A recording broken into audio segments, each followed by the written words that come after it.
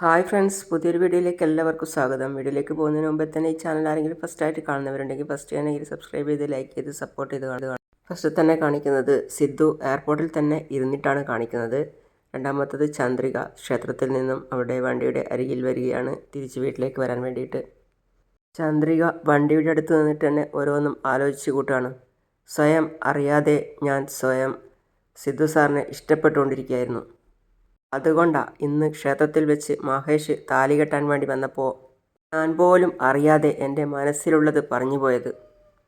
പിന്നെ പെട്ടെന്ന് തന്നെ ഹെൽമെറ്റ് കൊടുത്ത് വെച്ച് വീട്ടിലേക്ക് തിരിച്ചു വരികയാണ് ചന്ദ്രിക. വീട്ടിലാണെങ്കിലോ ലക്ഷ്മി അമ്മ മലറിന് കുടിക്കാനും ഇടയ്ക്കിടയ്ക്ക് ചൂടുവെള്ളവും കഞ്ഞിവെള്ളവും ഒക്കെ കൊടുത്ത് മലറിനെ ഏകദേശം നല്ല നിലയിൽ തന്നെ ആക്കിയിരിക്കുകയാണ്. അപ്പോൾ ചന്ദ്രിക വരുമ്പോൾ കുടിച്ചുകൊണ്ടിരിക്കുന്നതാണ് കാണുന്നത് മലർ.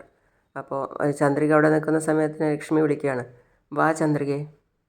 ക്ഷേത്രത്തിൽ വിളക്ക് കത്തിച്ചോ? തെളിയിച്ചു അമ്മേ. ചന്ദ്രികയെ മലറിന് പനി നന്നായിട്ട് കുറഞ്ഞു. ചന്ദ്രികയ്ക്ക് സന്തോഷം തോന്നി. നോർമലായിട്ടുണ്ട്. ആ ശരി അമ്മേ. അമ്മ വേണമെങ്കിൽ വീട്ടിൽ പോയിക്കോളൂ, ഞാൻ നോക്കിക്കോളാം അവളെ. അല്ല ചന്ദ്രികയെ, ഞാൻ മലറിനെ വീട്ടിലേക്ക് കൂട്ടിക്കൊണ്ട് പോവാം.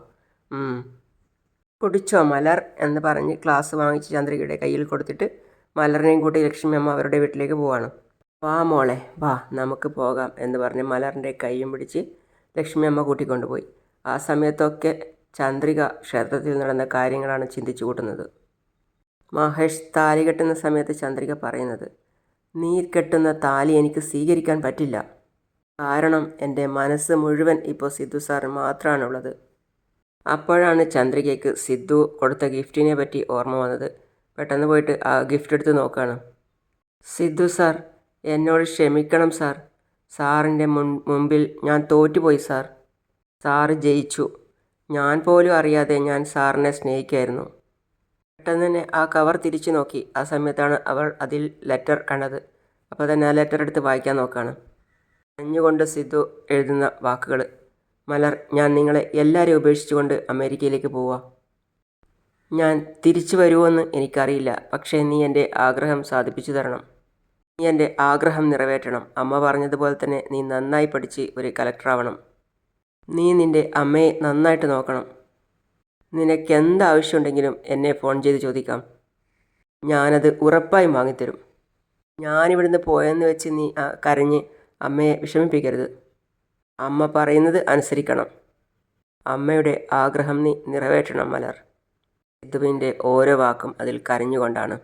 ചന്ദ്രിക ആ ലെറ്റർ നെഞ്ചോട് ചേർത്ത് വെച്ച് കരയാണ്. ഞാൻ തോറ്റുപോയല്ലോ സാർ. സാറിൻ്റെ മുന്നിൽ ഞാൻ തോറ്റുപോയി. ചന്ദ്രിക പിന്നെ ഒന്നും ആലോചിക്കാതെ വണ്ടിയെടുത്ത് പോവാണ്. നവീൻ എന്നൊരു കൂട്ടുകാരൻ സിദ്ധുവിനെ കാണുവാണ്. അപ്പോൾ അവൻ വിളിക്കുകയാണ്, സിദ്ധു സിദ്ധു ഏയ്. അപ്പോൾ സിദ്ധു പറയാണ്, നവീൻ, നീ എപ്പോഴാടാ ഇവിടെ വന്നത്? ഞാൻ വന്നിട്ടൊരു മാസമായടാ. സിദ്ധു ചോദിക്കുകയാണ്, നീ ഇവിടെ എന്താ ചെയ്യുന്നത്? അതേസമയം ചന്ദ്രിക അങ്ങ് വരുന്ന സമയത്ത് തന്നെ ഫോൺ ചെയ്തുകൊണ്ടാണ് വരുന്നത്. സിദ്ധുവിൻ്റെ ഫോണിൽ വിളിക്കുന്നുണ്ട്, പക്ഷേ സിദ്ധുവിൻ്റെ ഫോൺ സൈലൻ്റാണ്. സിദ്ധു കേൾക്കുന്നില്ല. സിദ്ധു കൂട്ടുകാരനായിട്ട് സംസാരിച്ചു കൊണ്ടേ ഇരിക്കുകയാണ്. അപ്പോൾ നവീൻ പറയാണ്, നീ എന്തിനാടാ അമേരിക്കയിലേക്ക് പോകുന്നത്? അത് എൻ്റെ ഒരു കൂട്ടുകാരൻ ഒരു കമ്പനി തുടങ്ങിയിട്ടുണ്ട്, അതിൽ പോവാണ്. അതിൻ്റെ ആവശ്യത്തിന് വേണ്ടി ഞാൻ US പോവുക. അവർ രണ്ടുപേരും സംസാരിച്ചു കൊണ്ടിരിക്കുന്നതിനിടയിൽ ചന്ദ്രിക കുറേ കോൾ ചെയ്തു, പക്ഷേ ചന്ദ്രികയ്ക്ക് സിദ്ധുവിനെ കിട്ടിയില്ല.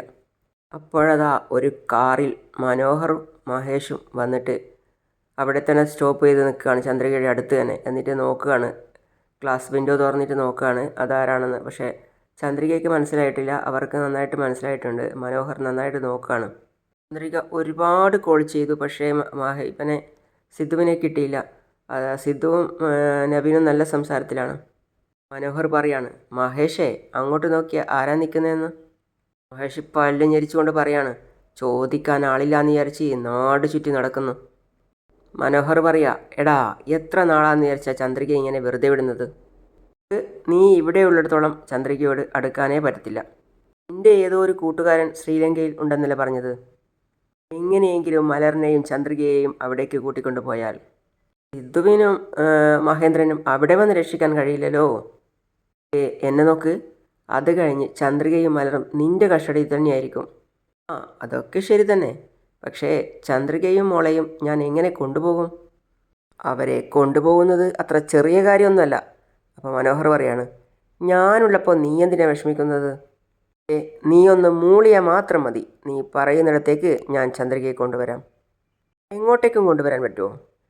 എന്താ പറ്റാത്തേ? ശരി, എങ്കിൽ എൻ്റെ കൂടെ വാ. ആദ്യം നമുക്ക് ഇവളെ നമ്മുടെ കസ്റ്റഡിയിലാക്കാം. അതിനുശേഷം മലറിനെ നമുക്ക് സാവകാശം കൊണ്ടുവരാം. ചന്ദ്രിക ഇതേ സമയം കോൾ ചെയ്ത് മടുത്ത് കോൾ കട്ട് ചെയ്ത് ചന്ദ്രിക പോവാണ് മുന്നോട്ടേക്ക്. അപ്പോൾ മഹേഷ് പറയാണ് മനോഹറിനോട്, അവൾ പോകുന്ന കണ്ടില്ലേ, വണ്ടി എടുക്ക്. ഇതൊന്നും അറിയാതെ ചന്ദ്രിക മെല്ലെ പോവുകയാണ്. ഓക്കേടാ, ഞാൻ ബിസിനസ് ആവശ്യത്തിനായിട്ട് ഓസ്ട്രേലിയയിലേക്ക് പോവാ. ഓക്കെ എടാ സിദ്ധു, നിന്നെ കണ്ടതിൽ എനിക്ക് ഒരുപാട് സന്തോഷമുണ്ട്. ഓക്കേടാ എന്ന് പറഞ്ഞ് രണ്ടുപേരും കെട്ടിപ്പിടിച്ച് ഹഗ് ചെയ്യുകയൊക്കെ ചെയ്തിട്ട് പോവാം. എനിക്ക് ബോർഡിങ്ങിനുള്ള സമയമായി, ഞാൻ പോട്ടെ. ശരിയടാ, ഓക്കെ, ഞാൻ എത്തിയിട്ട് വിളിക്കാം. ഓക്കേടാ, ഹാപ്പി ജേണി. ഓക്കെ. ഏയ് മോളെ, ഓടല്ലേ അമ്മേ എന്ന് പറഞ്ഞ് അവൾ താഴെ വീണു. അപ്പോൾ സിദ്ധു പെട്ടെന്ന് ഞെട്ടി നോക്കുകയാണ്. സിദ്ധുവിൻ്റെ മനസ്സ് നിറയെ മലറാണല്ലോ. ഏയ് മലർ എന്ന് പറഞ്ഞ് സിദ്ധു അവിടെ നിന്ന് എണീറ്റ് അവളെ എടുക്കാൻ പോവാം. മോളെ എഴുന്നേൽക്ക്. കുഴപ്പമൊന്നുമില്ലല്ലോ? ഇല്ല സാർ. താങ്ക്സ്. ഓക്കെ, ഒന്നുമില്ല മോളെ, വാ. സിദ്ധുവിന് ആ കുട്ടിയെ കണ്ടപ്പോൾ പെട്ടെന്ന് മലറാണെന്ന് ഓർത്തുപോയി. മഹേഷും മനോഹറും ചന്ദ്രികയെ ഫോളോ ചെയ്തുകൊണ്ട് വരികയാണ്. പിന്നെ എയർപോർട്ടിൽ അനൗൺസ് കേട്ട് സിദ്ധുവിൻ്റെ ബാഗും പെട്ടിയൊക്കെ എടുത്തിട്ട് പോവുകയാണ്. ഫോണൊക്കെ എടുത്ത് പോക്കറ്റിലിട്ടിട്ട് പോവുകയാണ്. ചന്ദ്രിക എയർപോർട്ട് റൂട്ടിലേക്കാണ് പോകുന്നത്. അപ്പോൾ മഹേഷ് ചോദിക്കുകയാണ് മനോഹറിനോട്, ഇവളെന്തിനാ എയർപോർട്ടിലേക്ക് പോകുന്നത്? ഇവക്കെന്താ ഇവിടെ കാര്യം? അതാ എനിക്കും മനസ്സിലാവാത്തത്. ശരി വാ, എന്താന്ന് നോക്കാം. ഇതേ സമയം സിദ്ധുവിൻ്റെ ക്ലിയറൻസും ചെക്കിങ്സും ഒക്കെ നടക്കുകയാണ്. ഈ ടൈമിലാണ് മനോഹറും മഹേഷും സഞ്ചരിച്ചു കൊണ്ടിരുന്ന കാറ് വേറൊരു സ്കൂട്ടറിന് പോയിട്ട് അടിക്കുകയാണ്. അപ്പോൾ സ്കൂട്ടറിൽ നിന്ന് സ്കൂട്ടർ യാത്രക്കാരൻ ഇറങ്ങിയിട്ട് പറയാണ്, എടോ ഇറങ്ങിയിട്ട് വാടോ, കാറ് നേരെ ഓടിക്കാൻ അറിയില്ലേ എന്ന് പറഞ്ഞ് അവനെ പിടിച്ചിറക്കുകയാണ്. ഇറങ്ങടോ പുറത്ത്. പിടിച്ചിട്ടിട്ട് സുഖത്തിൽ ഇരിക്കുകയാണോ? ഇറങ്ങടോ പുറത്ത്. ശരി, നമുക്കവരെ ഇറങ്ങിയിട്ട് സമാധാനിപ്പിക്കാം. ഇറങ്ങി വാ മഹേഷ്. മനോഹർ പുറത്തിറങ്ങിയപ്പോൾ തന്നെ ആ വണ്ടിക്കാരൻ ചോദിക്കുകയാണ്, എന്താടോ കണ്ണടച്ചിട്ടാണോ വണ്ടി ഓടിക്കുന്നത്? എനിക്കെന്തെങ്കിലും പറ്റിയിരുന്നെങ്കിൽ എന്തു ചെയ്യായിരുന്നു? എടാ അതിനൊന്നും പറ്റിയില്ലല്ലോ. ഒന്നും പറ്റിയില്ലെന്നോ? നോക്കടോ, എൻ്റെ വണ്ടിയുടെ ഹെഡ്ലൈറ്റ് പോയി. അതിനിപ്പോൾ എന്ത് ചെയ്യണമെന്നാ? മഹേഷ് പറയാണ് മനോഹറിനോട്, ഏയ് വഴക്കുണ്ടാക്കാൻ സമയമില്ല. അവൾ എങ്ങോട്ടാണ് പോയത് എന്നറിയില്ല. ഒരു 500-1000 കൊടുത്തിട്ട് വരാൻ നോക്ക്. നോക്ക്, നീ കുറുകെ വന്നതാണ് തെറ്റ് എന്ന് പറഞ്ഞ് അയാൾ പൈസ എടുക്കുകയാണ്. ഇത് കയ്യിൽ വെക്ക്, എന്നിട്ട് വണ്ടി ശരിയാക്ക്. വെച്ചോന്നേ, വണ്ടി എടുത്തുകൊണ്ട് പോയിക്കോ. വാ മഹേഷേ, നീ കയറ്. ഇതേ സമയം ചന്ദ്രിക എയർപോർട്ടിലെത്തി വണ്ടി അവിടെ സ്റ്റോപ്പ് ചെയ്ത്, അതായത് വണ്ടി നിർത്തിയിടുന്ന സ്ഥലത്ത് പോയിട്ട് വണ്ടി നിർത്തിയിട്ട് എന്നിട്ട് അകത്തേക്ക് ഓടിക്കയറി പോവാണ്. അവൾ എവിടെ? മഹേഷേ, ചന്ദ്രിക ഓടി വരുന്നുണ്ട്. അവളതാ ഓടി വരുന്നുണ്ട്. അപ്പോൾ അവിടെ ഫ്രണ്ടിൽ തന്നെ ചെക്കിങ്ങിന് നിന്ന് അവർ പറയാണ്, ഏയ് മാഡം, അകത്തേക്ക് പോകാൻ പാടില്ല. ഏയ് സാർ, എനിക്ക് അദ്ദേഹത്തെ ഒന്ന് കാണണം പ്ലീസ്. ഇല്ല, അകത്തേക്ക് കയറാൻ പാടില്ല. വേഗം തിരിച്ചു വരാം. അദ്ദേഹത്തെ ഒന്ന് കണ്ടതിന് ശേഷം വേഗം തിരിച്ചു വരാം. ഇല്ല, നിങ്ങൾക്ക് എന്താ പറഞ്ഞാൽ മനസ്സിലാവില്ലേ? എനിക്കൊന്ന് അദ്ദേഹത്തെ കാണണം സാർ, പ്ലീസ് സാർ, ഞാൻ പറയുന്നൊന്ന് കേൾക്ക് സാർ. അകത്തേക്ക് വിടാൻ പറ്റില്ല. നിങ്ങൾക്ക് എന്താ പറഞ്ഞാൽ മനസ്സിലാവാത്തത്? പ്ലീസ് സാർ, ഒന്ന് എന്നെ അകത്തേക്ക് വിട്. നിങ്ങൾ ഇവിടെ നിന്ന് നിർബന്ധം പിടിക്കല്ലേ. ഇവിടെ നിന്ന് അകത്തേക്ക് കയറാൻ പറ്റില്ല. മാഡം, ഞങ്ങൾ പറയുന്നത് കേൾക്ക്. ഞങ്ങൾ വീണ്ടും വീണ്ടും പറയല്ലേ, അകത്തേക്ക് കയറാൻ പറ്റില്ല. ഇതേസമയം മഹേഷിനോട് മനോഹർ പറയാണ്, മഹേഷ്, ഇവളെന്തിനാ എയർപോർട്ടിൽ വന്നിട്ട് വഴക്കുണ്ടാക്കുന്നത്? എനിക്കെങ്ങനെ അറിയാം? പ്ലീസ് സാർ, ഞാൻ പെട്ടെന്ന് വരാം സാർ. അപ്പോൾ സിദ്ധു അതുവഴി ഇങ്ങനെ നടക്കുന്നതായിട്ട് കാണുന്നുണ്ട്. പക്ഷേ സിദ്ധു ആരെയും ശ്രദ്ധിക്കുന്നില്ല. തല താഴ്ത്തിയിട്ടിട്ട് നടന്നുകൊണ്ടിരിക്കുകയാണ്. ചന്ദ്രികയുടെ ശ്രദ്ധയിൽ സിദ്ധുവിനെ പെട്ടു. എന്നിട്ട് ചന്ദ്രിക വിളിക്കുകയാണ്, അതാ സാർ, സിദ്ധു സാർ എന്നവൾ നീട്ടി ഉറക്കെ വിളിക്കുകയാണ്. അതേ കേട്ട് മഹേഷും മനോഹറും ഞെട്ടിപ്പോയി. കാര്യം എന്ന് പറഞ്ഞാൽ അതേസമയം സിദ്ധു അവിടെ ഉണ്ടായിരുന്നു. പറയുന്നതൊന്ന് കേൾക്ക്. അപ്പോൾ അവൻ സിദ്ധു ലിഫ്റ്റിലേക്ക് കയറാൻ അവിടെ നിൽക്കുകയാണ്. സിദ്ധു സാർ. സിദ്ധു ലിഫ്റ്റിൽ കയറാൻ പോകുന്ന സമയത്താണ് വിളിക്കുന്നത്, സിദ്ധു സാർ. സിദ്ധു കയറി പോവുകയാണ്. അപ്പോൾ അതേസമയം ചന്ദ്രിക വിളിച്ചുകൊണ്ടേയിരിക്കുകയാണ്, സിദ്ധു സാർ. ഇല്ല മാഡം, അകത്തേക്ക് കയറാൻ പറ്റില്ല. സാർ, പറയുന്നത് മനസ്സിലാക്ക് മാഡം, അകത്തേക്ക് നിങ്ങൾക്ക് പ്രവേശനമില്ല. സിദ്ധു ഒരു പാവ കണക്കിന് കയറി പോവുകയാണ്. അതേസമയത്താണ് ചന്ദ്രിക വിളിച്ചുകൊണ്ടിരിക്കുന്നത്, സാർ. ബഹളം വെച്ചിട്ടൊന്നും കാര്യമില്ല മാഡം, നിങ്ങളെ അകത്ത് കയറാൻ പറ്റില്ല. സിദ്ധു സാർ. ചന്ദ്രിക നിലവിളിക്കുകയാണ്. അപ്പോൾ സിദ്ധുവിൻ്റെ ചെവിയിൽ കിടന്ന ഇയർഫോൺ താഴെ പോയി. അപ്പോൾ വേറൊരു സ്ത്രീ പുറകിൽ നിന്ന് ചോദിക്കുകയാണ്, എക്സ്ക്യൂസ് മീ സാർ, സാറിൻ്റെ ഇയർഫോണാണോ? അതേസമയം തന്നെ ചന്ദ്രികയും വിളിക്കുന്നുണ്ട്, സിദ്ധു സാർ. ബ്ലൂടൂത്ത് താഴെ പോയ കാരണം സിദ്ധുവിൻ്റെ ശ്രദ്ധയിൽപ്പെടുകയാണ് ചന്ദ്രിക വിളിക്കുന്നത്, സാർ, സിദ്ധു സാർ. അതേസമയം സിദ്ധു ഒന്ന് തിരിഞ്ഞു നോക്കുകയാണ്. അപ്പോൾ സിദ്ധു ഒന്ന് ശരിക്കും നോക്കുകയാണ്. അതേസമയമാണ് രണ്ട് പോലീസിൻ്റെ ഇടയിൽപ്പെട്ട് ചന്ദ്രിക സിദ്ധു സാർ, സിദ്ധു സാർ എന്ന് വിളിച്ച് കുതറി മാറാൻ ശ്രമിക്കുന്നതും വിളിച്ചുകൊണ്ടിരിക്കുന്നതും. ചന്ദ്രികെ എന്ന് പറഞ്ഞ് സിദ്ധു പുറകോട്ടേക്ക് വരികയാണ്. അപ്പോഴാണ് ഒരു പോലീസുകാരൻ വന്നത്. സാർ, സാർ, സാർ, ചെക്കിങ് കഴിഞ്ഞാൽ പുറത്തേക്ക് പോകാൻ പാടില്ല. എന്നെ വിളിക്കുന്നുണ്ട് സാർ, സാർ എന്നെ വിളിക്കുന്നുണ്ട്. ഇല്ല ഇല്ല, പറ്റില്ല. ചെക്കിങ് കഴിഞ്ഞാൽ പിന്നെ പുറത്തേക്ക് പോകാൻ പറ്റില്ല. പുറത്തേക്ക് പോയാൽ പിന്നെ അകത്തേക്ക് കയറ്റി വിടില്ല. ബോർഡിംഗ് ടൈം ആയിരിക്കുകയാണ് സാർ, അതുകൊണ്ട് പുറത്തേക്ക് പോകാൻ പാടില്ല. നിങ്ങൾ എത്രയും വേഗം അകത്തേക്ക് പോകാൻ നോക്ക്. എനിക്ക് വളരെ എമർജൻസിയാണ്, പോയേ പറ്റൂ. എനിക്ക് വളരെ വേണ്ടപ്പെട്ടവരാണ്. ഇല്ല, നടക്കില്ല സാർ. അവരോട് ഞാൻ 2 മിനിറ്റ് സംസാരിച്ചിട്ട് വരാം. ഇല്ല ഇല്ല, പറ്റില്ല. ഇതൊന്ന് മനസ്സിലാക്ക്. സോറി സാർ, പുറത്തേക്ക് പോകാൻ പറ്റില്ല. സോറി സാർ, ഞങ്ങൾക്കതിനുള്ള അനുവാദമില്ല. ചന്ദ്രികയെ. അപ്പോൾ സാറ് പറയാണ്, നിങ്ങളുടെ ഫ്ലൈറ്റ് മിസ്സിംഗ് ആവും. ഇല്ല സാർ. സാർ, ചന്ദ്രികയെ കാണാതെ എനിക്ക് പോകാൻ പറ്റില്ല. പോകാൻ പറ്റില്ല, പറയുന്നത് കേൾക്കുക. നിങ്ങൾക്കെന്താ മനസ്സിലാവാത്തത്? എന്നെ വിടൂ സാർ എന്ന് പറഞ്ഞ് അയാളുടെ കയ്യിൽ നിന്ന് കുതറി മാറി സിദ്ധു ഓടുകയാണ്. അതേപോലെ തന്നെ ചന്ദ്രികയും ആ 2 പോലീസുകാരുടെ കയ്യിൽ നിന്ന് കുതറി മാറി ഓടുകയാണ്. എന്നെ വിടൂ എന്ന് പറഞ്ഞ് 2 കൈയും തട്ടി മാറ്റിയിട്ട് അവളും ഓടി വരികയാണ്. മേഡം, പോവരുതേ, പറയുന്നത് കേൾക്ക്. സാർ. സിദ്ധുവും മുകളിൽ നിന്ന് താഴേക്ക് ഓടി ഇറങ്ങുകയാണ്. 2 പേരും ഓടി അടുത്തെത്തി കതച്ചുകൊണ്ട് നിൽക്കുകയാണ്.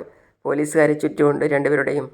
ചന്ദ്രിക അവിടെ നിന്ന് കരഞ്ഞുകൊണ്ട് സിദ്ധുവിനെ തന്നെ നോക്കുകയാണ്. ചുറ്റും പോലീസുകാരുണ്ട്, അവരൊക്കെ ശ്രദ്ധിക്കുകയാണ്. സിദ്ധു സാർ, സാറില്ലാതെ എനിക്കൊരു ജീവിതമില്ല സാർ. സാറില്ലാത്തപ്പോഴാണ് സാറിൻ്റെ സ്നേഹം, സാറിൻ്റെ കരുതൽ, സാറിൻ്റെ എല്ലാം എനിക്ക് മനസ്സിലായത്. ഇനി ഒരു നിമിഷം പോലും എനിക്ക് സാറിനെ പിരിയാൻ പറ്റില്ല. ജീവിതകാലം മുഴുവൻ എനിക്ക് സാറിനൊപ്പം ഉണ്ടാവണം. അവരുടെ കാര്യം എന്താണെന്ന് മനസ്സിലായ ചുറ്റുകൂടി നിന്ന പോലീസുകാരൊക്കെ പോയി. അങ്ങനെ അവർ 2 പേരും സംസാരിച്ചു കൊണ്ടിരിക്കുകയാണ്. അങ്ങനെയാണ് ഇന്നത്തെ ഭാഗം അവസാനിക്കുന്നത്. അപ്പോൾ അടുത്തതായി കാണിക്കുന്നത്, സാറിനെ എനിക്ക് വിവാഹം കഴിക്കാൻ പറ്റുമോയെന്നറിയില്ല, പക്ഷേ എപ്പോഴും സാറിനോടൊപ്പം തന്നെ ഉണ്ടാവണമെന്ന് എനിക്ക് തോന്നുന്നു. അതുകൊണ്ട് ജീവിതകാലം മുഴുവൻ മലറിനും എനിക്കും സാറൊരു തുണയായി ഉണ്ടാവണം. അതേസമയം പുറകിൽ നിന്നും സിദ്ധുവിന് തലയ്ക്ക് അടികിട്ടുകയാണ്. സിദ്ധു അപ്പം തന്നെ താഴേക്ക് വീഴുകയും ചെയ്തു. അവർ സിദ്ധുവിനെ കാറിൽ കയറ്റി കൊണ്ടുപോവുകയാണ്. അങ്ങനെയാണ് ഇന്നത്തെ ഭാഗം അവസാനിക്കുന്നത്. അപ്പം അടുത്ത പുതിയ വിശേഷമായിട്ട് ഞാൻ ഉടൻ വരുന്നതാണ്. അതുവരെ ഈ പുതിയതായിട്ട് ആരെങ്കിലും ഈ ചാനൽ കാണുന്നുണ്ടെങ്കിൽ സബ്സ്ക്രൈബ് ചെയ്ത് ലൈക്ക് ചെയ്ത് സപ്പോർട്ട് ചെയ്ത് കൂടെ കൂടി കാണുക. അപ്പോൾ അടുത്ത പുതിയ വിശേഷമായിട്ട് വീണ്ടും കാണാം. അതുവരേക്കും സീ യു ഓൾ.